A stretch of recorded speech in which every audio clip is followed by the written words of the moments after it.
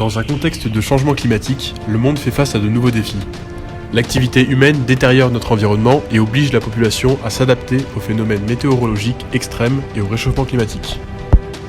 La commune de Vernes-sur-Seiche communique beaucoup sur l'abondance et la gestion particulière de ces espaces verts.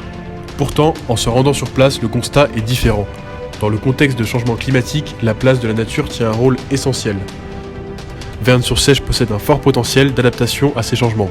Il est donc nécessaire que la commune prenne conscience et agisse pour son futur. Nous avons choisi de faire un focus spécifique sur deux zones particulières, le centre-bourg et la zone industrielle. Le centre-bourg possède un potentiel en reconsidérant la place de la voiture et de son usage. Le centre dispose d'espaces verts ainsi que des espaces communs, mais ils ne sont pas investis par les habitants.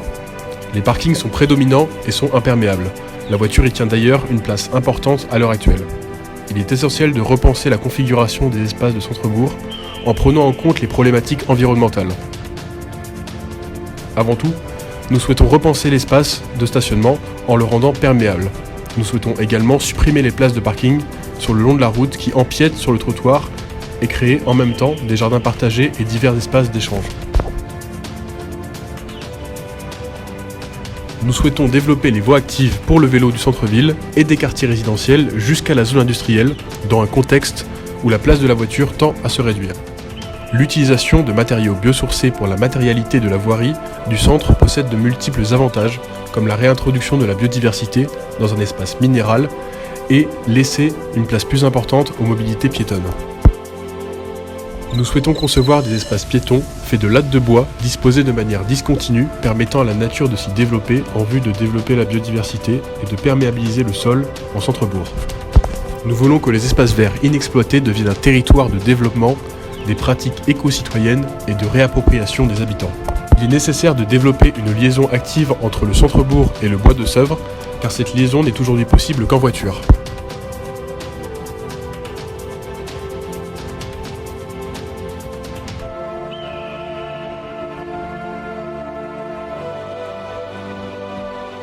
La zone industrielle existe depuis 1965.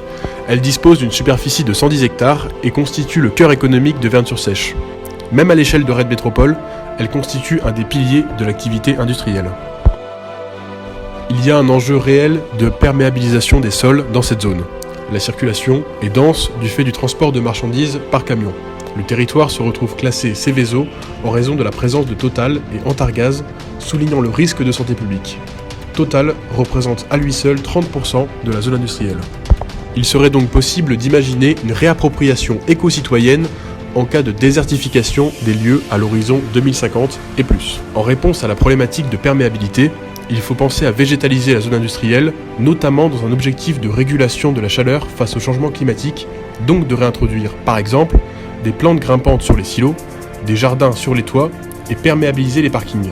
De même, un objectif de réintroduction de la biodiversité par la plantation d'espèces locales, de prairies et de mares, favoriserait la présence et la survie d'espèces. La mise en place de l'éco-pâturage sur l'ensemble des espaces verts de la zone industrielle permettrait d'entretenir les espaces en douceur. Nous prévoyons la mise en place d'une recyclerie donnant une nouvelle vie à vos objets. Nous avons également comme projet de mettre des ateliers de sensibilisation et de participation collective permettant le partage de compétences et de connaissances entre les habitants et des professionnels qualifiés. Enfin, si on fait preuve de prospective, on peut anticiper à l'horizon 2100 la reconversion d'une potentielle friche pétrolière présente sur le territoire, qui pourrait prendre la forme suivante.